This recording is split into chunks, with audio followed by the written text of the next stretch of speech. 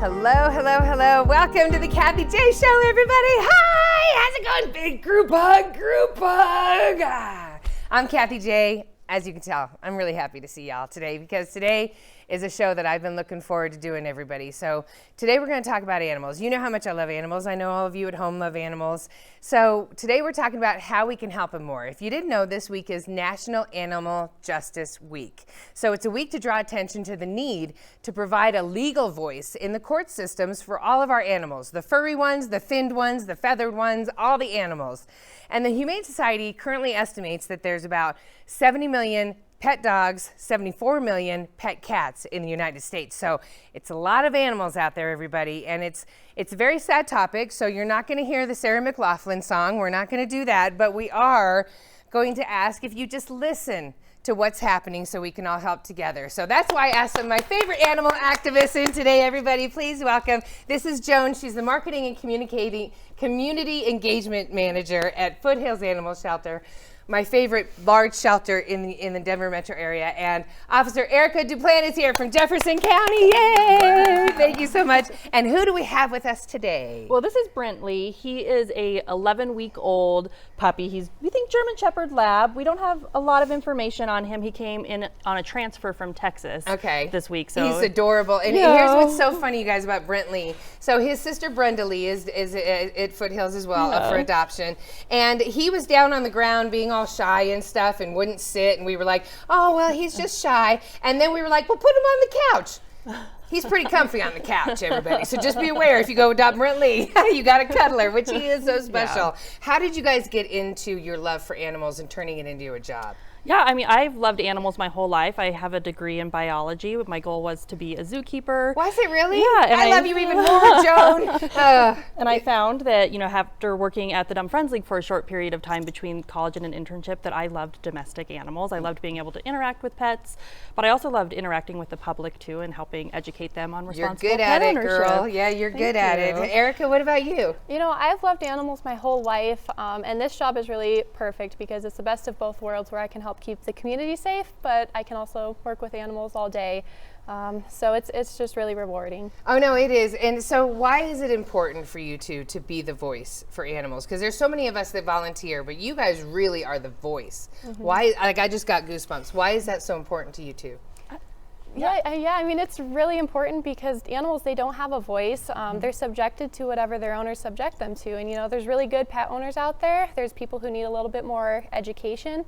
And so we are their voice for them. And I think it's really important so that way, they can at least be a part of a family and be a part of the community. And everyone loves pets. So. Everyone loves them. And if you can help them live cohesively in the right home and stuff, that's the win. Because then everyone feels the love that we're supposed to get from pets. There's all those Dalai Lama things, theories, like we have been entrusted to keep, like we will be judged on how we treat our pets. Mm-hmm. And so tell me why it's so important to you to be their voice, Joan.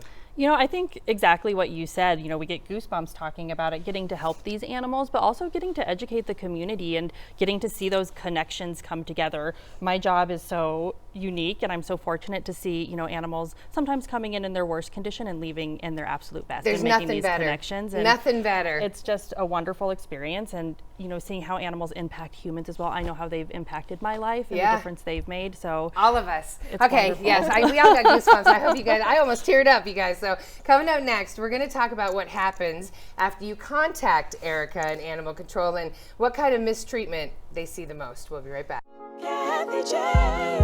Ramos Law is an official partner of the Kathy J Show. He's a medical doctor and a lawyer. Ramos Law, what makes us different makes us better.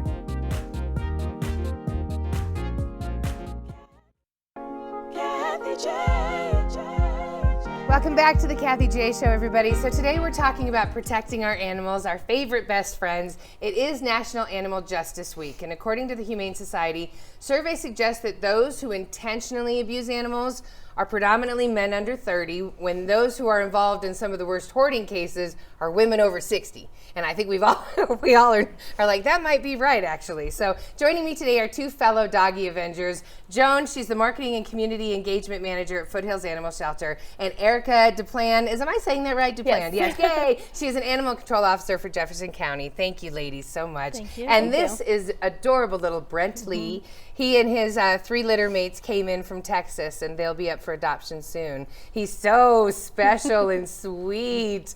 Okay, so I'm gonna.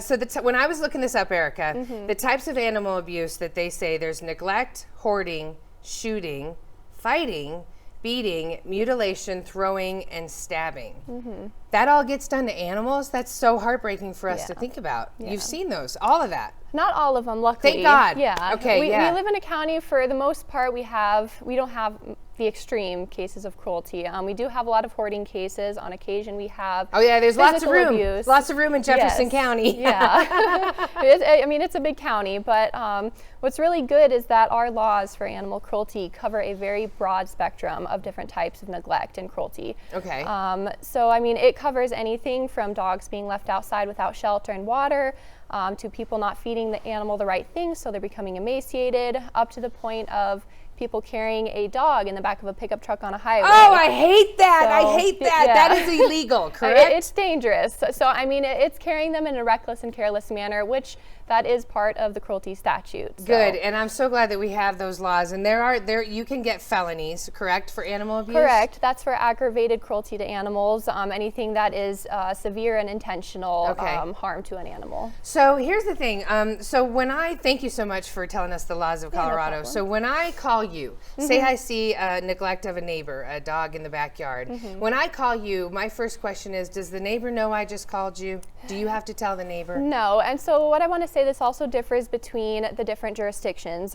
In the county I work in, all cruelty complaints can be anonymous. Okay. But what is really helpful to us is if you give us your information, if we need to contact you for more questions, more details. We don't forwardly tell the person who called. After a case is closed, though, it is public record, so anyone can go ahead and request a copy of that report. Oh, okay. Which would have the name and the address of the person who called. Okay. But it's not something that we forwardly tell the person, your neighbor just called about you. Everything can be pretty anonymous. Right. But it's always helpful to give your information, so that way we can ask for more details. Yes, and I would say this to you. If you do that, there's nothing wrong. You were standing up for an animal that was in need. So I commend you for making the phone call, and I've made phone calls. So I need to know, what's the number one thing that you do see that you get phone calls for to go out to? We get a lot of welfare checks for dogs being left outside without proper shelter or no water, and that goes for both summer and winter. Yeah. In winter we see, we just had a couple really cold days, and we've had people who have left their dogs outside without adequate shelter. What is wrong with people? Like, your dog can get frostbite. Yeah. You see frostbite come in all the time, right? The ears, the nose, the tail, they get frostbite. Yeah. And so what we really need to remember is that, a husky is going to do better in the weather than a little chihuahua is going to. So the shelter that you need to provide needs to be consistent with the species and breed of animal that you have outside. Right. It's not illegal to leave your dog outside, but you need to provide adequate water that won't freeze. In the winter, you need to have enough insulation in a dog house, so that way it's protected and it can warm up. In the summertime, you're going to have a different type of dog house. You may not have as many blankets in it because the dog is too hot. It's for shade and to get away from the rain if it rains. Absolutely. So all that stuff needs to be provided if a dog is left outside for most of the day. Thank you. Thank you, Erica. Thank you for all that. Okay. Thank you, Joan. When we come back, thank you, Brent Lee. When we come back, everybody, Joan and Erica are going to share some of the reality of their jobs with us and what they've seen. We'll be right back. Kathy J. Oakwood Homes is an official partner of the Kathy J Show. Oakwood Homes, building happiness. Kathy J. Welcome back to the Kathy J Show, everybody. Today we're talking about animal abuse. Animals, they trust us. They trust us to protect them, but sadly, and we know it, some people don't treat them well. So the most commonly abused animals in the United States are dogs, cats, horses, and livestock. Is that, you agree? That was what the Humane Society said. Yeah, I mean, that's what we see coming into the shelter. We don't get livestock or horses at Foothills, but cats and dogs, yes. And yes, and you see that out there all the time, Erica. Okay, so everyone joining us today, we have Joan. She's with Foothills Animal Shelter, as well as Erica. She's an animal control officer with Jefferson County. So Joan, what is one of the worst cases that you've seen come in? So a case that has really stuck with me is a story about a dog named Ella. She was a 2-month-old puppy that came into Foothills Animal Shelter after a gentleman heard whimpering coming from a dumpster. And it was just 2 hours before trash pickup, and he found this small, emaciated little pit bull puppy in the dumpster. And she came to Foothills, and our biggest concern was it appeared she had eaten something, and she was so weak that our veterinarians were worried about doing any sort of surgery to see if she had a blockage. They didn't know that she would survive that.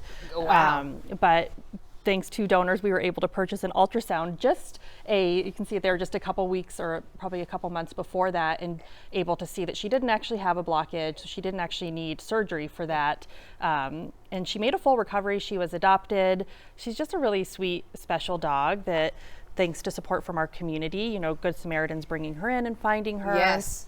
Oh, is that her? That's her, yeah. She was beautiful. So we're so glad that she made a full recovery, and she's doing great in her home. You know, that's awesome. And you say she was found in a dumpster, which means that someone had to lift her up and knowingly put a live animal into a dumpster that was going off to a trash bin.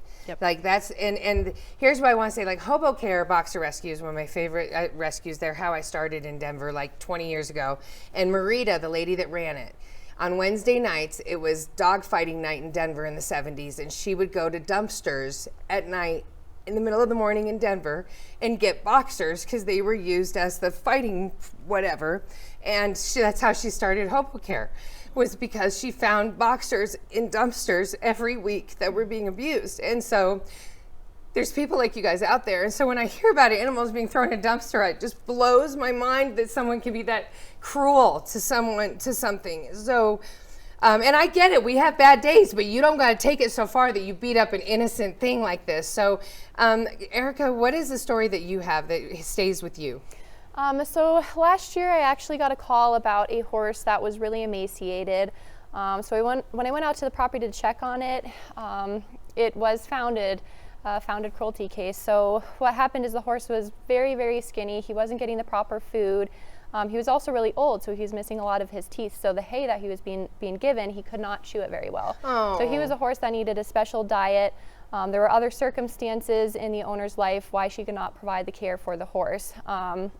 So I consulted with a veterinarian, and we came to the conclusion that if she could not care for the horse, because of his state, because he was so weak, it would be humane to euthanize him. But luckily, the Rocky Mountain Horse Rescue actually stepped in after hearing about possible euthanasia, and they asked if they could go ahead and take his case on. And so I talked about it with the vet, and she was going to work alongside them very closely. We kind of made a plan that if he was not improving in the next month or two, that we were just going to euthanize him just to put him out of his suffering. But I was very shocked, and I'll be honest, like I did not have much confidence that he was going to get much better just from the state he was originally in. But I'm really thankful to the rescue and the veterinarian because they were working with him round the clock for the first couple weeks. Yeah. And I went out there about 2 months later, and it was amazing because it looked like a different horse. There he was, just running through the field, happy and healthy. He's still really old, but he's living out his life there. He gained a bunch of weight. His coat was better. That's awesome. It was just pretty amazing to see the difference because they're really resilient. And you guys have and I'm so happy to hear the stories. The happy stories are always the best. You guys have a very difficult situation because we love our pets. And sometimes financially, all of a sudden, we can't support them. Right. You see that. You see people who like they love their pets so much that they don't realize that they're killing their pets because they can't give them the proper treatment and stuff. Right. That's got to be one of the hardest parts of your job. Absolutely. And, Foothills and other shelters across the metro area are truly a resource. We're a judgment-free organization. So if you're in a position where you need help for food insecurity for your pet, we have those resources. We have affordable vaccines. We also, have a program for owner surrender. So if you're in a position and you need to make that difficult decision to relinquish your animal to a safe space, we're available for that as well. No, it's amazing. And when you go out, Erica, do you, you take that into consideration. I mean, Yes. you hear them crying. I mean, it's their pet. It's their friend. Yeah. Yeah. And so you write all that. I mean, we always think you're just here to take our animal. You don't Yeah. understand, but that's not the Yeah, case. we're really big on education, and what we want people to know is that you can call us for help, because we'd rather have you call us ahead of time when you know that maybe your dog needs some sort of surgery that you can't afford, or you can't afford hay for your horse, and whether the right thing to do is to relinquish him to a rescue that can feed him, or we can provide sources that will help assist in feeding the horse, finding some sort of hay for you to give the horse, There's so many. since it's on surgeries, there's a lot of different resources, so we really would like people to call us, because it's always better to know about these things ahead of time before they get really bad. Oh, no, because we can absolutely. certainly help you. Do you find that you have a lot of animals being relinquished that need some sort of surgery, or they ended up with cancer and that's why the people gave them up? They couldn't afford it? That's part of it. That's one of the reasons we see relinquishment for, I wouldn't say that's the primary reason. Good, right. But it's you see certainly, it. we do see it, absolutely. And thank God you have donors that pay for the animals to get better so that they can go to another home. Yep. So that is amazing. Yeah. When we come back, everybody, Joan briefly talked on it, but we're really going to get into those programs that Foothills Animal Shelter in Jefferson County has in place. So all of you out there, take notes. You might know somebody in your life that needs these programs. We'll be right back. Kathy J. The Colorado Lottery is an official partner of the Kathy J Show. Colorado Lottery, play on. Kathy J. Hi everybody, welcome back to the Kathy J Show. We have Joan here from Foothills Animal Shelter and Erica. She is an animal control officer with Jefferson County. And thank you ladies for just sharing your stories about Ella and the horse who is now who lived out his old life with good hay. And we also have Brent Lee here, everybody. So here's the thing. You have a lot of different programs at Foothills Animal Shelter, and I wanted to point out one of them really helps people out there, domestic violence cases, child abuse cases. 71% is the current Humane Society statistic. If there's domestic violence in the home, 71% of those homes are also abusing a pet. And if there's child abuse in a home, 88% of that home, they're abusing a pet. Like, that's way too high. I mean, you help those families. How? Absolutely. So one of the barriers for families looking to remove themselves from those situations are their pets. They don't want to leave their pet They because don't their want to pet's leave their going to get pets. abused. Yeah. Yep. So we work with a great organization called Porchlight Family Justice Center in Jefferson County, and we're able to, with their resources, help those families escape those situations while also providing a resource for their pets. Foothills has a program called Better Together because we believe that people are better with their pets. They are. Look at little Brent Lee. He's made all of us so happy. And these programs really focus on providing resources for families suffering from things just like that. So if you're a victim of domestic violence and have a pet and need a place for them to stay, and you're in Jefferson County, we can provide that temporary placement for them at our shelter free of charge. Yes, that's awesome. You also have other programs, people that might be homeless. Yep. Yes, explain that one. So we work with Colorado Safe Parking Lot Initiative. So families who are living in their vehicles with their pets, we provide free veterinary exams and vaccines for those families and their pets, and also pet food if they need it. Yeah. So that's part of our Better Together program umbrella as well. So we can keep those families together where they belong during an intense time of struggle for them. Like I said, we're a judgment-free shelter, and we really want to do what we can for our community to keep families together how they belong. You guys do. And I love the fact that one of the reasons why I wanted to have Jefferson County representing today for animals for National Animal Justice Week is because of the programs. The fact that even the animal control officers, Erica, you're like, I'm not here to take your pet. Yeah. Explain to everybody what your purpose is in our community. Yeah, we really just want to educate people on, maybe you don't know exactly what to feed your animal, or your animal is skinny because you're not feeding him the right food. We're not there to just, get you in trouble. We want to really help you, give you resources, give you the education you need to be able to properly take care of your pet. We'd rather help you resolve the situation so that way you can keep your pet than taking it away, because it's still a member of the family. And there are cases that we do have to take the animal away because the person is unwilling to change. But we do have a lot of cases that it's just purely educational, to make sure that they're following up with vet care as needed, to make sure they're giving proper food. And so it's really just working with the people. So we want people to know that we're here to help. We're not here just to take away your animals. Yeah, and all counties are different. Right. They're representing Jefferson County today, everybody. So if you live in a different county, please make sure you're up on those laws. But I'm sure that there are animal avengers everywhere. That's why they're in this business, because they want to help the animals. Right. Joan, vaccinations, you also have a low-cost vaccination. When is that? So every Friday from 3 to 4:30 at the shelter in Golden. And March is actually National Pet Vaccination Month. Hey! So thanks to Petco Love, we're offering free canine, distemper, and parvo vaccines the entire month of March at those Friday vaccine clinics. Awesome. So awesome. You know what? This was a dream come true for me to have this show today. So I can't thank you two enough for being a part of it to help me. So everybody, thank you out there. Thank you for being fellow animal avengers as well. And to all of the animal avengers out there, thank you for standing up for what's right. You can get more info at foothillsanimalshelter.org. Please come and adopt Brett Lee. Give him a home, everybody. Thank you so much, Erica. Thank you so much, you. Joan. Thank you to Foothills Animal Shelter. Cute little Brett Lee.